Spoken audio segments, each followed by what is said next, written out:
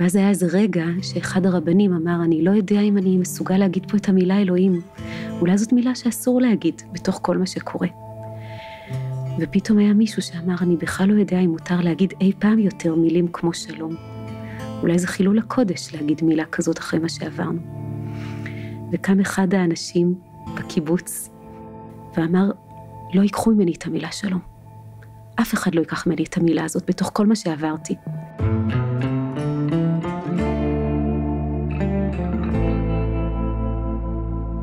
שלום לרבה תמר אלעד אפלבום, בת 49 מירושלים, נשואה ליוסי, אמא ל3 בנות. בשנת 2010 הכתיר אותך המגזין Forward כאחת מ5 המנהיגות הדתיות המשפיעות ביותר בישראל.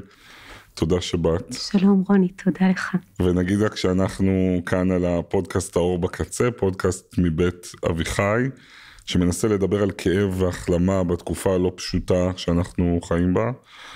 וחשבתי שיהיה מעניין ללמוד מהאורחים משהו על איך הם עוברים את התקופה הזאת. נראה לי גם ככה אני ארגיש פחות לבד עם דברים שנראים לי אקצנטרים בהתמודדות שלי.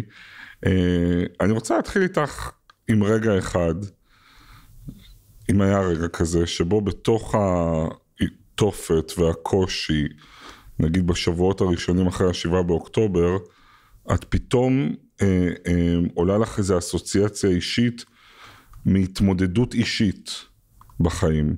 כן, או שאת מגייסת כוח מאיזה משהו שאת למדת, רגע שבו שני הדברים מתחברים. אני חושבת שבאמת זה החזיר אותי לרגעים קשים ובודדים, שאתה לא יודע אם בכלל תוכל לעבור אותם. הרגע החשוב ביותר בחיים שלי שבו זה קרה, זה באמת הרגע שבו אחי, נדב אלעד, שהיה לוחם פלחן צנחנים, נפל בחברון בצומת הנון, לפני כמעט 23 שנה. היינו נשואים חודש, יוסי ואני.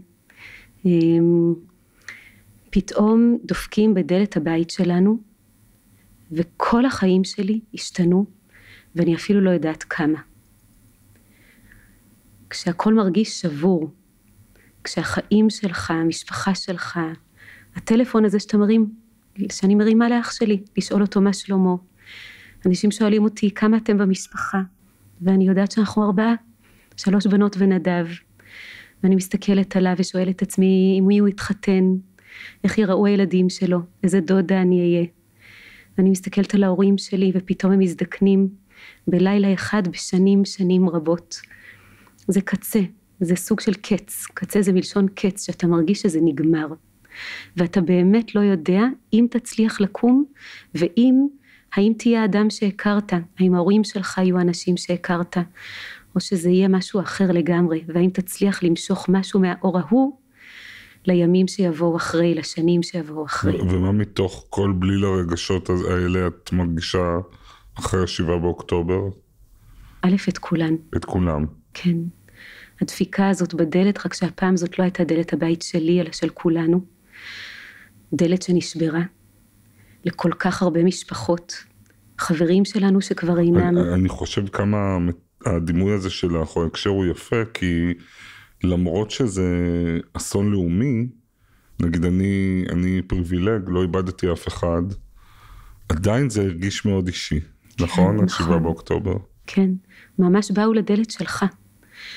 אצלנו במשפחה לצערי הרב והעמוק, נרצח קרוב משפחה מאוד אהוב ירדן בוסקילה במסיבת הנובה, ועוד קרוב משפחה מאוד אהוב יוראי אליהו כהן שהיה לוחם ימ"מ שנפל ב7 באוקטובר, והמשפחתיות כולה רועדת ושבורה וחסרה, והבית משתנה לגמרי. אנחנו מדברים כל הזמן באמת על כל מי שנפגע במלחמה הזאת, יש כל כך הרבה אובדן ושכול ועצב. את יכולה להגיד לנו קצת איך את התמודדת עם השכול הפרטי שלך? איך קמת גם מזה? אני חושבת שלא התמודדתי עם זה טוב בהתחלה. זה לקח לי זמן. לקח לי זמן להישבר. לקח לי זמן לראות שאני מאוד מאוד מאוד שבורה. ואחד הדברים שעזרו לי, זה באמת שבאחד הימים פגשתי מישהי, שגם היא איבדה את אח שלה.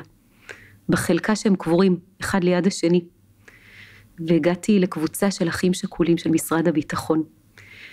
והבנתי שבאמת אחד הדברים שהכי עוזרים לנו בני אדם, זה באמת לא לעבור לבד דברים כל כך קשים. להיות ביחד. בעקבות זה גם ההורים שלי הכירו הורים אחרים מהחלקה. אבל אני חושבת שאחד הדברים שעוזרים זה באמת להישבר. אנחנו בימים של אבל. כל העם הזה, כל החברה באבל. ואנחנו חייבים לתת מקום לאבל הזה. אנחנו צריכים להיות עדינים. אתה יודע, מאוד עזר לי עדינות. למדתי להעריך עדינות בתקופה הזאת. כשמישהו שאל אותי, מותר לי לשאול אותך מה שלומך? וכשמישהו שאל אותי בעדינות, אז כמה אתם במשפחה? 3 או 4? וכשדיברו איתי, כי לפעמים מפסיקים לדבר איתך כשמשהו קורה, כי מרוב רגישות לא רוצים לפגוע בך. זאת אומרת, מבחינתי, אם מסתכלים על הנקודה הזאת בזמן, אחד הדברים שמחלקים את ה7 באוקטובר לאירוע שלפני ואחרי, הוא שלפני ה7 באוקטובר יכולתי להפריד בין הכללי לפרטי. זאת אומרת, היו רגעים שבהם לא היה בחיים שלי הרעש ההומה של המדינה, כן? ועכשיו אני לא מצליח לחבות את הרעש הזה של מה שקורה בחוץ. זאת אומרת, יש מעליי תמיד ענן של דאגה, של חרדה, גם כשאני משקיע ציצים, גם כשאני משכיב את הילדים לישון. גם אצלך זה ככה? כן. א', אני רוצה להגיד תודה שבתוך כל זה אתה משקיע ציצים ומשכיב את הילדים לישון.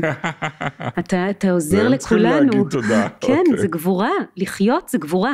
נכון. נקודה. ובוודאי על אחת כמה וכמה, אתה אמרת רעש, ואני חושבת על יללה. יש יללה שנכנסה לבתים של כולנו, וכולנו גם מייללים אותה ובוכים אותה על כל כך הרבה אנשים, כמו שאמרת, אפילו אם זה לא קרה לך בתוך הבית, זה קרה לך בתוך הבית ובתוך הלב. אני חושבת שהגבורה הגדולה היא לשמוע את היללה הזאת, לתת לה להשפיע על החיים שלך, ולהשתנות, וגם להחליט שכל דבר שתעשה מעכשיו ישנה את הדברים. במקרה שלי אני מרגישה שזה מאוד מתחבר, כלומר גם גדלתי וגם נדב גדלנו בבית שאהבת ישראל ואהבת הבריות מאוד מאוד השפיעו עלינו. תמיד מספרים על הרב קוק שהיה הולך לרופא עם אשתו וכאבה לה הרגל והוא היה אומר לו כואבת לנו הרגל. אני גדלתי קצת בבית כזה שכואבת לנו כי למישהו לידי כואבת. הענן הזה אבל החרדה הזאת שמעלינו זה יעלה מתישהו? אני לא יודעת לומר אם זה ייעלם. או שבעצם לא נחזור אף פעם להיות אותו דבר? אני מאחלת לנו שלא נחזור להיות אותו דבר, ואני גם מאחלת לנו שנהיה ראויים לחלומות הגדולים של האנשים האלה, ונבנה פה ארץ שאפשר לחיות בה. אני יודע שכל חייך את פועלת ונדבר על זה כדי לאחד ולקרב, גם כאלה שנראה שאי אפשר לקרב ביניהם. ודווקא בגלל זה אני רוצה לשים על השולחן, על ההתחלה, שאלה פרובוקטיבית, בסדר? בטח. תגידי, ומה אם כבר מאוחר מדי? מה אם כבר זה מקולקל מדי? אני חושבת שיהודים הם סרבני מציאות. הם מסתכלים על המציאות ואומרים, כל עוד נתת לי זמן הקדוש ברוך הוא, אני עומד בעולם שלך השבור, שיש בו רוע, ויש בו גזב, ויש בו עורמה, ויש בו אדישות, ויש בו שנאה, ויש בו קיצוניות, ואני השותף הכי טוב שלך ברגע הזה. וגם אם אתה או עם השכינה יושבת ובוכה על החורבן, על השנאה, על הקיצוניות, היא מחזיקה אותי חזק ואני מחזיקה אותה חזק, ואנחנו קמים ליום האחד שקיבלנו. אתה יודע ממי למדתי את זה? מסבא שלי, סבא אליעזר, שהוא היה איש חרדי, ניצול שואה, כל המשפחה שלנו כמעט נרצחה בשואה באושוויץ, וב-21 בדצמבר 1943 הוא עמד מול כיתת יורים, כי הוא היה פרטיזן צרפתי. המפקד הנאצי שאל את סבא שלי רגע לפני, יש משהו שאתה והחברים שלך רוצים להגיד? וסבא שלי, האיש החרדי הזה, שהיה החזן האחרון של יהודי דלם, עמד מולו ואמר לו כן, אני יהודי.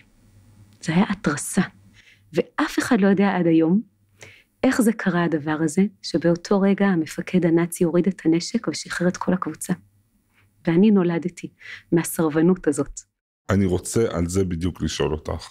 זו תקופה שהמון אנשים מרגישים בה חוסר אונים.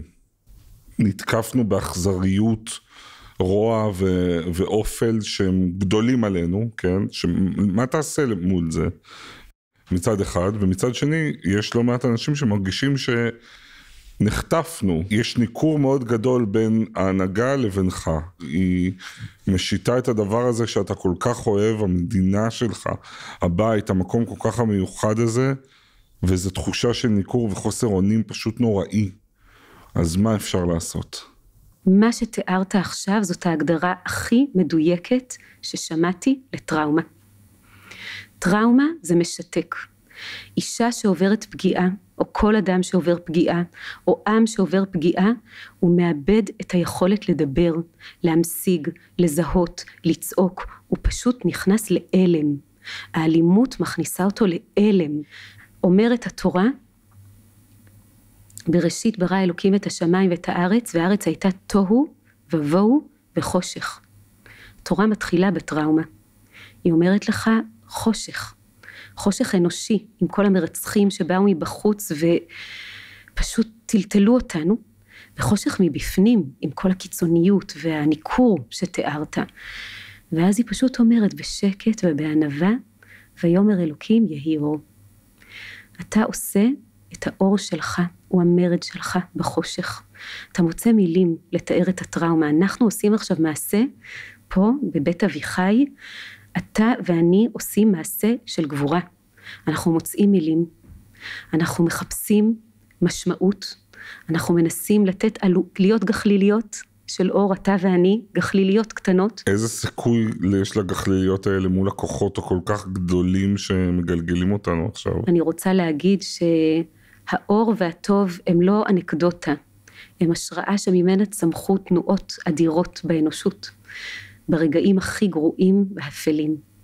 ואנחנו צריכים להפוך את הרגע הזה לכזה, זה תלוי בנו.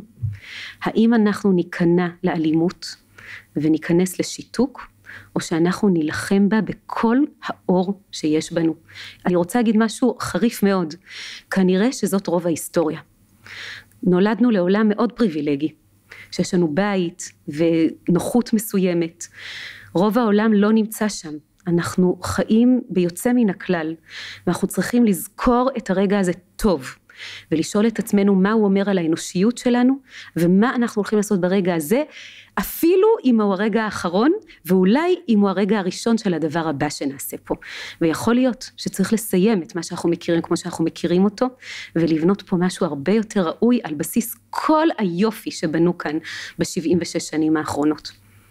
מה זאת אומרת, לבנות מדינה חדשה? חברה חדשה. צריך לבנות את החברה הזאת. אנחנו רבים המון על ארץ ישראל. הסיפור עכשיו הוא החברה. הסיפור הוא העם. הסיפור הוא האנשים, יהודים מכל הסוגים, ודרוזים, וצ'רקסים. זה הסיפור. את רואה עתיד? כל עוד יש פה בני אדם, כל עוד יש פה אנשים טובים וצדיקים וישרים, כן. כשאני רואה בטלוויזיה אנשים שמרביצים למשפחה של חטופים, שבאה להפגין בכביש. מה אני יכול לעשות עם זה? אתה יכול לצאת אליהם ולהזכיר להם ולעצמך שזה מיעוט קטן ומסוכן שאסור שיוביל את המדינה שלנו ואת העולם שלנו. אנחנו חיים בעולם שהסכנה הכי גדולה לא רק בישראל, אין לאן לברוח. זה קורה בצרפת וזה קורה בארצות הברית. עולם שהשתלטו עליו וחטפו אותו קיצוניים. אופטימיות זה לא כוח על, זה פעולה. מה זה אומר? שיהודים עניים באיזה חור, באיזה גלות, מול פוגרומים, בערב שבת הדליקו 2 נרות שבת, זה אומר שהם נלחמו במציאות הזאת, ואמרו אנחנו נאיר בעולם אור. השאלה היא לא להיות או לא להיות, יכול להיות שמחר לא נהיה, אבל השאלה היא איך להיות בזמן שקיבלנו פה. כשאת משכיבה את הילדים שלך לישון, את דואגת להם? כן, אני דואגת וגם אני מלמדת אותם להיות מודאגים. לא להיות בחרדה, לא להפסיק לחיות, אבל להיות באחריות, שאנחנו יכולים עכשיו או ליפול אל תוך התהום הזאת, או להרים את עצמנו, ופשוט להיות איזה סוג של מגדלור. מה נגיד אם אני שואל אותך, מה היה הרגע הכי קשה שלך מאז שפרצה המלחמה? מה שאתה תיארת, לשמוע פוליטיקאים מדברים למשפחות חטופים, בלשון לא מכבדת ולא ראויה. אלה הרגעים ששוברים אותי.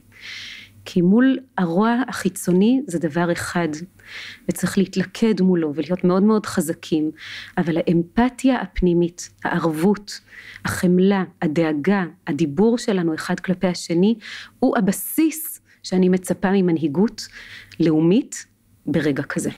היהודים לאורך כל ההיסטוריה, המנהיגים היהודים הגדולים ביותר, ממש היו עסוקים בפדיון שבויים. זאת מצווה שמלמדת אותנו את מה שהתורה מלמדת אותנו, שקדושת החיים זה הערך העליון. שאין שום דבר יותר משמעותי מלשמור על החיים, ולקדש אותם, ולגנות את כל מה שמחלל אותם ומסכן אותם. את מפגינה? את הולכת להפגנות? כן. איפה למשל? בירושלים. ירושלים זה מקום אחר, אפשר להגיד שאני מתפללת יותר ממה שאני מפגינה. בירושלים אתה יוצא החוצה ואתה רואה עם המשפחות של החטופות והחטופים, אנשים מכל הסוגים, ימין ושמאל, דתיים, חילונים, ילדים, זקנים, שפשוט עומדים ביחד ואומרים, אין פה שאלה פוליטית, יש פה בראש ובראשונה שאלה של ערבות, זאת ערבות בסיסית, שאתה לא משאיר אדם לבד, לא משאיר את המשפחה שלו לבד, שאתה תעשה כל מה שאתה צריך, כדי לכלול אותם בתפילות שלך, במעשים שלך. אני יודע שאם אנחנו ננסה רגע לחזור לנקודת ההתחלה, זה 7 באוקטובר, אצלך הסיפור מתחיל יום קודם, ב6. נכון. תראה, אנחנו בעצם, אני זכיתי להיות רבה של קהילת ציון בירושלים. זאת קהילה שייסדנו לפני עשור.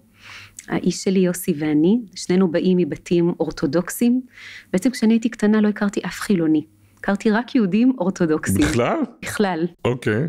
חשבתי שכולם ככה. אז מי היה החילוני הראשון?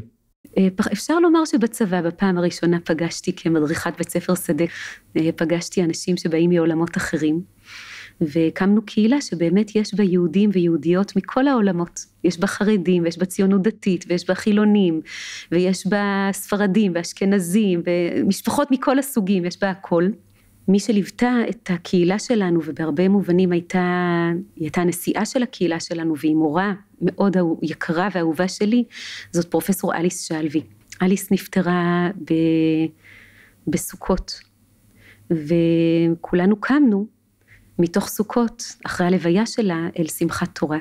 עשינו מעגל גדול ומהכרת תודה ואהבה מאוד גדולה לאליס. והלכנו לישון מתוך הרגשה שהעולם הזה יש לו אפשרות להיות טוב. בבוקר קמתי מוקדם, מישהו דפק לי על הדלת, ונכנסה אלינו שכנה, וסיפרה לנו שהתחילה מלחמה, ורצנו מהר לבית כנסת, וכשהגענו לבית כנסת הגיעו מלא אנשים שחלקם כבר תוך כמה שעות יצאו להילחם. כל שנה בשמחת תורה יש קבוצה שלמה של חסידות ארלוי, שמגיעה להתפלל ממש סמוך אלינו, ממש קרוב אלינו. וכל הגברים כנראה מאוד מוקדם בבוקר יצאו להתפלל, והשאירו את נשות חסידות ארלוי, עם כל הילדים והפעוטות והעוללים, כולם היו שם. וואו. פשוט פינינו את המקלט שלנו, והכנסנו את הנשים, ישבנו איתן כל הבוקר, הבאנו להם את האוכל שלנו, שרנו איתם ניגונים, שרנו איתם זמירות שבת, ופשוט ככה ישבנו איתם כמה שעות, לעודד את רוחן, וכעבור כמה שעות הגברים שלהם חזרו מהתפילה, ואנחנו חזרנו למשפחות שלנו, אחרי שנה מאוד קשה, בינינו בחברה הישראלית, שכולם רבים אחד עם השני, מלעיזים אחד על השני, קרועים זה מזה, ובאותו רגע ישבנו בערבות, בעצבות ובערבות. אתה יודע, העניין הוא באמת, הוא לא לשרוד. אני חושבת שאנחנו המון חושבים על מה קורה בסוף, העניין הוא מה קורה באמצע. וכמה מהר את מוצאת עצמך נוסעת דרומה כדי לעזור? מאוד מהר, בעצם אנחנו התחלנו לנסוע, להיות עם המפונים, והרבנות הישראלית נסענו ממש מיד, עוד באותו שבוע, והתחלנו ללוות מפונים, אנשים שורדים. אני חושבת על נסיעה שהייתה לנו לאילת, אנחנו נכנסים לאילת לחבר'ה שבדיוק שרדו ויצאו מכפר עזה, ואני זוכרת שאנחנו נכנסים לתוך בית המלון שבו הם שוכנו, ויש שולחן קטן בכניסה, וילד קטן יושב מתחת לשולחן. אני לא אשכח את זה כל ימי חיי. פשוט ילד שיושב מתחת לשולחן ומחזיק את השולחן חזק. אנחנו פשוט איבדנו משהו מאוד מאוד עמוק בביטחון שלנו, גם בחוץ וגם בפנים. אלה היו מפגשים שמאוד טלטלו אותי, כל אחד מהם. אבל זה לא מנע ממך לקיים מפגשים כאלה. לא. אני אגיד לך למה. כן. אנשים שעוברים טראומות, הם אנשים שלא פעם עוברים טראומה שנייה, כי אנחנו משאירים אותם לבד. אתה יודע כמה נשים שעברו פגיעות, במקום שיהיה להם למי לספר ולהתחזק ולקבל תמיכה, בעצם נשארות שותקות. כמה הלומי קרב, במקום שהם יחזרו ויוכלו לספר, בעצם נשארים עם זה לבד. זו טראומה שנייה, ואת הטראומה הזאת אפשר למנוע. את כל כך צודקת, אבל אני למשל, בהתחלה אמרתי לעצמי, את יודעת, היו כל ההשוואות האלה, הזכרת את השואה שנמצאת ברקע המשפחתי שלך. מישהו מאוד חכם אמר לי, זאת לא הייתה שואה, אבל ליום אחד ראינו מה זה אומר שואה, ואני, לפחות בהתחלה, לא הייתי מסוגל לחיות עם המציאות הזאת, וכשפגשתי, נגיד, מורה משגעת שהייתה חטופה, אישה בת 75, ואני שואל את עצמי מה יותר, אם יותר היא נתנה לי כוח, או יותר היא מילאה אותי אימה. וואו, קודם כל אתה צודק. אני חושבת שהאימה פה היא כל כך עצומה. א', סיפרו לנו שאנחנו מוגנים בארץ הזאת, שהציונות היא הפתרון ליהודים. ואתה מגיע לכאן ובונה את הארץ הזאת ומגלה שגם הארץ הזאת לא מפסיקה להיות מאוימת. ולא רק זה, אלא שאחר כך כל כך הרבה אנשים שסבלו את הטראומה הנוראית של 7 באוקטובר, היו צריכים לעמוד מול העולם ולהרגיש לבד, להרגיש שלא מאמינים להם, להרגיש שהם צריכים לספר את הסיפור ולזעוק ולקוות שמישהו ישמע אותם. זה הרי טראומה על טראומה על טראומה. ולכן אני זוכרת שאחד המפגשים הכי מטלטלים שהיו לי, היו עם החברים של קיבוץ חולית, שהיו בעין גדי. שאלנו אותם מה הם רוצים לשיר. אני חושבת שהייתה איזו שתיקה כזאת, ואני חושבת ששרנו שחקי שחקי.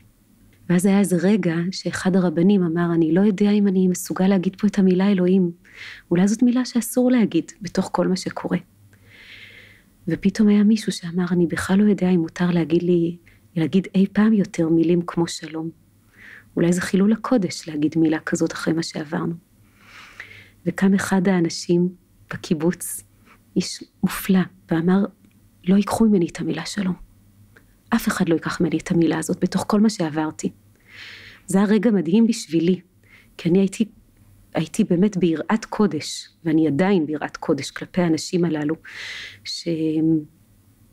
שממשיכים את החיים כל כך שבורים, כשכל הקונספציות כל כך נשברו, כשכל כך הרבה שעות הם חיכו. את אומרת, לא ייקחו ממני את המילה שלום? כן. ומה באמת עם המילה השנייה שאלת, אלוהים? לא היו לך רגעים של פיקפוק? אם יש דבר אחד שאני עוד מרגישה בעולם הזה, זה שיש בו בכי וחמלה, על כל הצער שאנחנו גורמים, על כל הצער שהרוע גורם, על כל האלם מול הרוע. ואחד הדברים שהבנתי, יש בעולם רוע, יש המון המון פחד להתאמת עם הרוע, ואני בימי חיי, אני לא אפחד להתאמת איתו. מה זה אומר להתאמת איתו? להתאמת איתו זה לעמוד מול הרוע, זה להצביע עליו, להגיד לו זה אתה, זה הדבר הזה. לעמוד מולו, לחשוף אותו, למצוא לדבר הזה מילים, ולהעמיד אלטרנטיבה לדבר הזה אחרת. כי מה שקורה זה שזה, אמרת כמו ענן, התחושה שאתה מתאר היא כמו שיש ענן גדול על כל המציאות, אתה כבר לא מאמין שתשמע ציפור, אתה לא מאמין שתראה איזה פרח פורח. אבל אחד הדברים המדהימים זה שיש פה אור בעולם. לפעמים הוא לא האור של השמש, הוא אור של אישה זקנה, חטופה, שחזרה ונתנה לך יותר כוח ממה שאתה נתת לה. אבל תשמעי, אני ממש אומר לך, כן. שבאמת, אני לא הנושא, אבל אצלי יש ממש שבר אמיתי. אני בן אדם שלא היה מאוד קשה אף פעם להעלות אותו על הגלה של אופטימיות. גם הקרן שמש שנתנה לי החטופה הזאת, לא שכנעה אותי ב100%. טוב מאוד, אסור לך, זה מה שלמדנו. לא, אבל שאסור שתהיה פה גאווה ויהירות. אבל הרבת אמר, אם אני מסתכל עלייך ועליי, ואת אישה מאמינה, ואני לפעמים כן, לפעמים לא, במקרה הטוב. זה בסדר שאני אומר את זה? בטח. מי במצב יותר טוב? מי רואה יותר את המציאות כמו שהיא?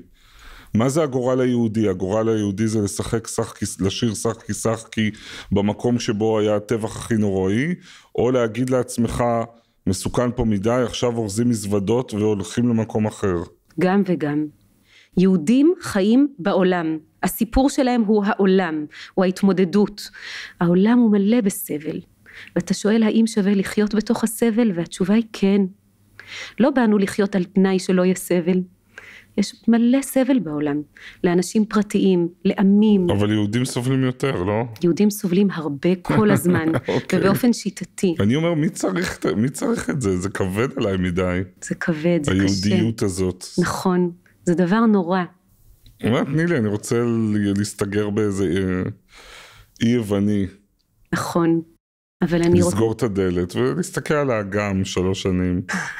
מי צריך את זה? סבל זה חלק מאוד מאוד גדול מהחיים של בני אדם. רוני, יש כל כך הרבה דברים שהלוואי ולא היו קורים לי בחיים. באמת, הייתי אולי אדם אחר. אבל אני רוצה להגיד למשל, כל כך הרבה. 3 שעוברים לך בראש מהר. הפלה ששברה לי את הלב. פגיעה ששברה לי את הלב. אובדן של אח ששבר לי את הלב. הלוואי ולא היו קורים מכל הדברים האלה, הלוואי ולא. הלוואי. אני לא רציתי אותם, לא בחרתי בהם. הייתי רוצה לעשות עליהם דלית ולהיות אדם שלא הכיר חוויות כאלה. אבל אם הם קראו לי, יש לי הזדמנות להבין משהו עמוק על המציאות, ולהיות אדם שמיטיב אותה. וגם יש לי הזדמנות לזהות כשיושב מולי אדם שיש לו קרן שמש בלב. להעריך את זה, להגיד, וואי, איך שמרת על קרן שמש? איך הצלחת לפגוש קרן שמש? אנחנו לקטים, אנחנו מלקטים קרני שמש. את רבה, ואת אמורה לספק הרבה קרני שמש לאנשים שבאים להתייעץ או למצוא נחמה, נכון? זה התפקיד של רבה. היה רגע בחודשים האחרונים שאמרת לעצמך, מה הם באים אליי בכלל? אם הם היו יודעים שאני מבפנים, אני כמעט ריקה, שחור לי, אפל לי, אני עצוב לי. היו לך גם כאלה? מלא. וגם אמרתי להם, אני לא חושבת שרבנים צריכים להיות על אדם, חס וחלילה, זה גורם להם להיות מסוכנים. רבנים הם בסך הכל בני אדם. וכמו כל אדם הם זקוקים לעזרה. אני זוכרת קבלת שבת אחת שעשינו, זה היה ממש, אני חושבת שבוע או שבועיים אחרי השבת השחורה של 7 באוקטובר של שמחת תורה, ואני זוכרת שבא ילד אחד בקהילה ומשך לי את הסמלה, ואמר לי, הרבה תמר, בכלל מותר לנו לקבל את השבת אחרי מה שקרה? אולי בעצם אין כל כך עכשיו שבת. ואני זוכרת שזה היה רגע מאוד מאוד גדול, ואתה יודע מה עשיתי? פשוט בכיתי. אמרתי לו שזאת שאלה ממש חשובה וטובה, ובכיתי נורא. אנחנו חייבים להיות פגיעים וישרים אחד עם השני. אין אדם אחד שיציל את כולם, גם לא רב. יש פה חבורה של אנשים שנשברת ומתלקטת, שוב ושוב. אתה יודע, אני זוכרת שנתתי למישהו בחודשים האלה לקרוא את האדם מחפש משמעות. אמרתי לעצמי, אנחנו צריכים לכתוב את זה עכשיו. אבל הפעם זה לא רק האדם מחפש משמעות, זה החברה מחפשת משמעות, זה העם מחפש משמעות. ואם זה טבוע בנו, שכל פעם שנקים לנו בית וממלכה, תוך 75-80 שנה אנחנו נהרוס אותו במלחמת אחים. אז זאת המשימה שלנו. תחשוב שאתה באת בזמן הכי חשוב. תגידי, זה לא אולי בלתי נמנע? אני לא יודעת. אני לא יודעת. אין לאף אחד תשובה. חוץ מדבר אחד שאנחנו יודעים. שאנחנו הצלחנו לראות בחורבן הבית שלנו כבר כמה פעמים. שאנחנו באימה ראינו את הבית שלנו נחרב כמה פעמים. ויש לנו אחריות עצומה לדרוש מהמנהיגים שלנו, לדרוש מרבנים, לדרוש ממעצבי דעת קהל, לדרוש מהתקשורת, לדרוש מכולם למתן את עצמם. אנחנו צריכים לשמוע סבתות זקנות, ואנשים פשוטים, בזה אני מסכים. ששומרים על שלום בית. זאת העבודה מסכים. האפורה, הכי חשובה שיודעים לעשות במקום הזה, והיא יותר מעניינת וקריטית מכל מה שמשודר כרגע. ממש, אני פונה למנהלי הערוצים, קחו את כל הפרשנים הגברים שמקשקשים את עצמם כבר, ותחליפו אותם בסבתות זקנות. מצאתי המון כוח נגיד אצל אמא שלי, שאף פעם לא הייתה איזה גיבורה גדולה, אבל אחרי המלחמה, בכל החרדות שלי וזה, היא אמרה לי, מה אתה מקשקש? כאילו, אמרה, מלחמת 6 הימים, ישבנו במקלט, לא ידענו, יום הכיפורים, ישבתי במקלט. את יודעת מה הדבר הכי קשה שהיא אמרה לי, אמא שלי? מה? היא אמרה לי, רוני, אם זה הסוף, אז הסוף שלי יהיה פה. איך את מתה על המשפט הזה? אוי ואבוי.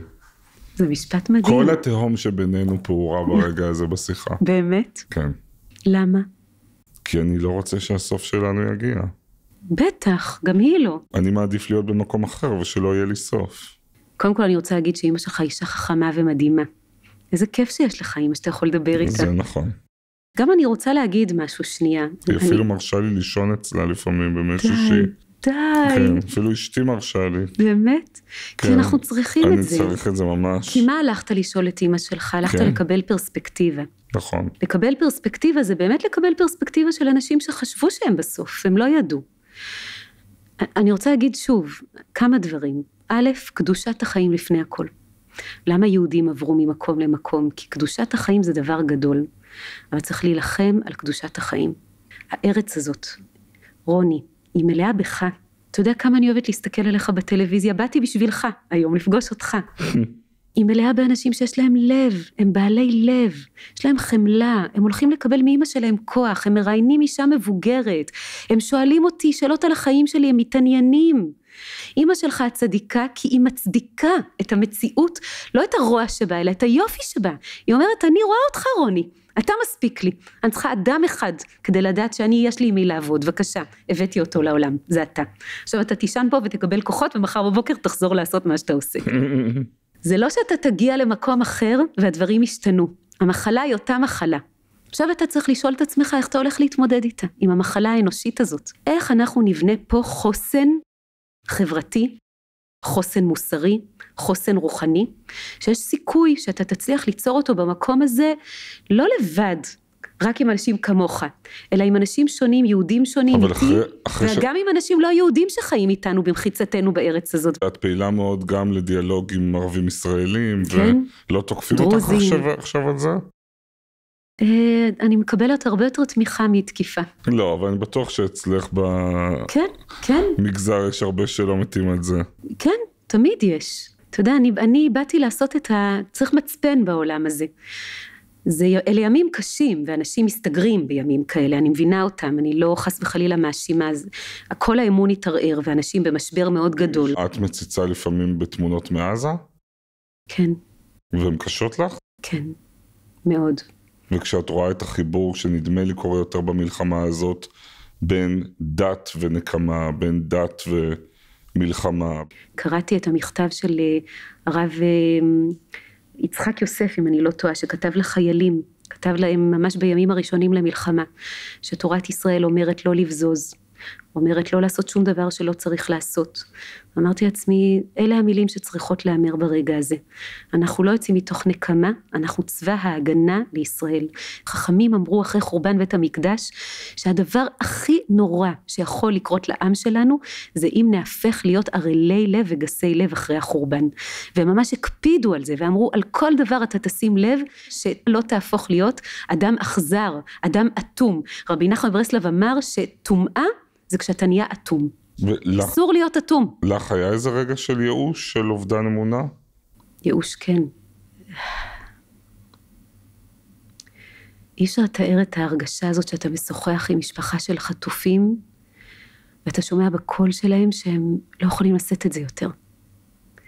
אי אפשר לתאר לדבר עם משפחה שנרצח אצלה בן משפחה, או נפל בן משפחה, ולהרגיש שזה פשוט שבר שהם כבר לא יוכלו לשאת. אתה יודע מה זה אומר בשבילי כאחות של נדב?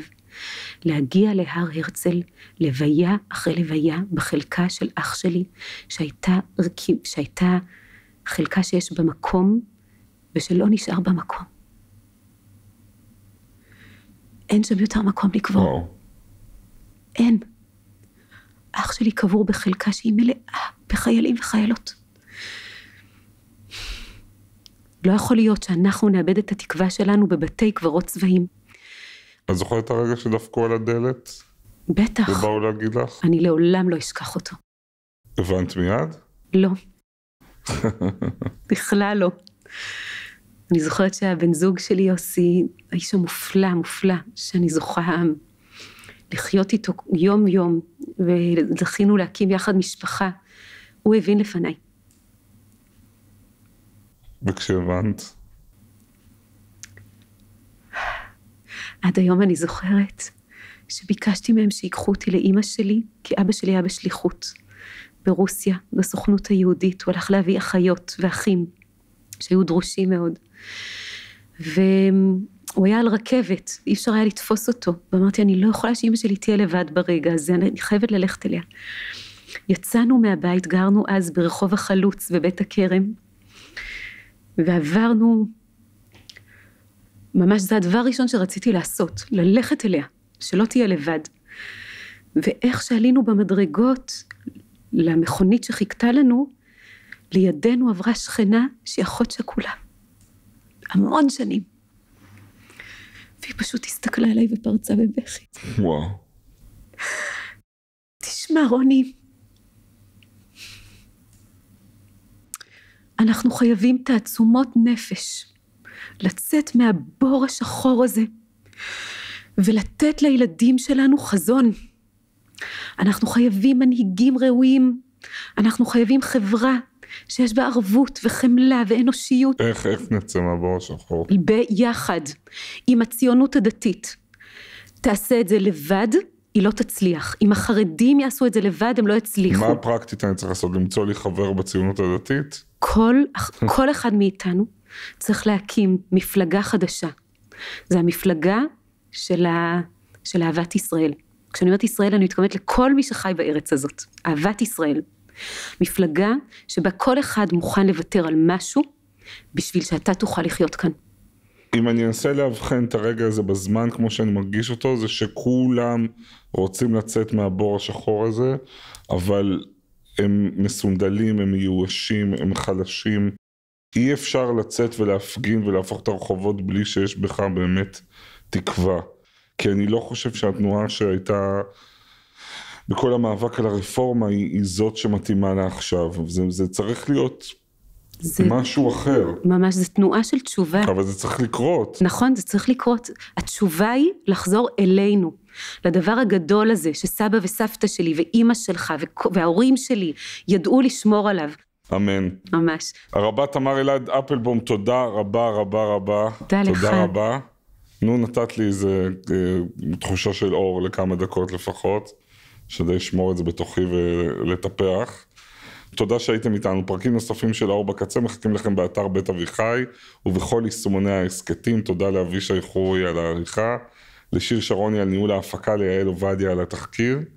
תודה לניר לייסט על עיצוב הפסקול והעריכה הטכנית, ולסניר קציר על צילום הוידאו. תודה גם ליעל לויט ולדוקטור דיוויד רוזנסון מבית אביחי. תודה לך רבה. תודה לך רוני יקר. נסיעה טובה לירושלים. תודה רבה.